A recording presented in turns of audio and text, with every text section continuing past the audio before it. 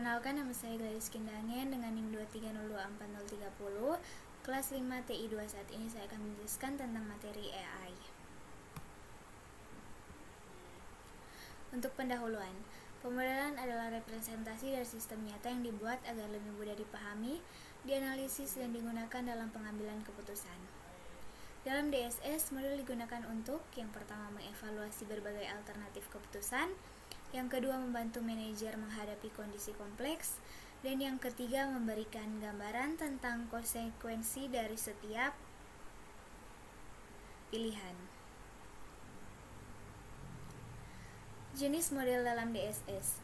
Yang pertama model statistik atau analisis regresi, dan yang kedua model finansial, yang ketiga model optimasi, yang keempat model simulasi, yang kelima model heuristik, dan yang terakhir model prediktif.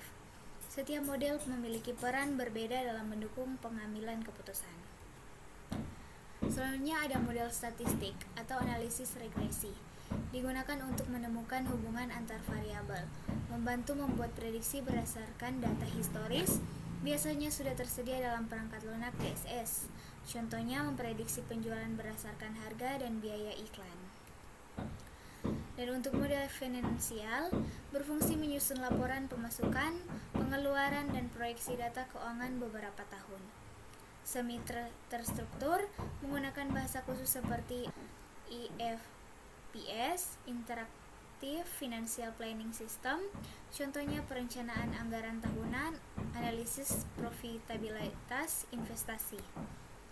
Selanjutnya model optimasi, digunakan untuk mencari solusi terbaik dari berbagai alternatif. Umumnya menggunakan metode linear programming atau LP atau algoritma optimasi lainnya. Contohnya, menentukan jumlah produksi optimal untuk meminimalkan biaya sambil tetap memenuhi permintaan. Dan untuk proses pemodelan, identifikasi masalah dan analisis lingkungan, memahami kondisi organisasi dan kebutuhan keputusan.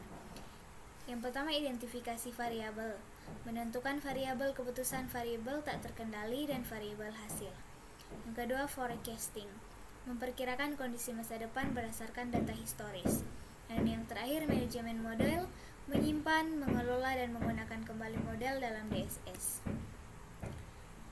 Dan untuk analisis statis dan dinamis, analisis statis fokus pada satu periode waktu tertentu. Contohnya, laporan laba rugi tahunan berjalan. Analisis dinamis mempertimbangkan perubahan antar periode waktu.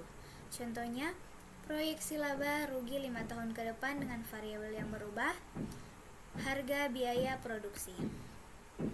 Representasi grafik model. Grafik mempermudah pemahaman hubungan antar variabel.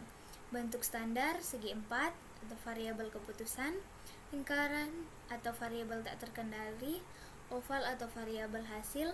Contoh sederhana laba, pendapatan, biaya. Simulasi dalam DSS. Simulasi menirukan kondisi nyata untuk eksperimen, digunakan bila masalah terlalu kompleks untuk optimasi matematis. Jenis simulasi, statis versus dinamis, deterministik versus probabilistik, visual versus non-visual. Kelebihannya fleksibel, bisa memodelkan kondisi realistis. Kekurangannya tidak menjamin solusi optimal.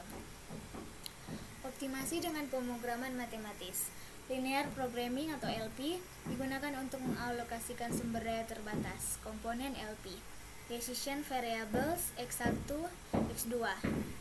Objective function memaksimalkan keuntungan atau minimalisasi biaya. Constraints, kendala kapasitas biaya, waktu,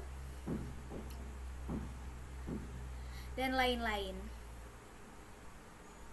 Contoh kasus, blending problem, mencari kombinasi bahan baku dengan biaya terendah. Untuk kesimpulan, pemodelan adalah inti dari DSS untuk mempermudah pengambilan keputusan. Terdapat berbagai jenis model, yaitu statistik, finansial, optimasi, simulasi, heuristik, dan prediktif. Pemodelan dapat dilakukan dengan pendekatan statis atau dinamis, serta divisualisasikan dalam bentuk grafik.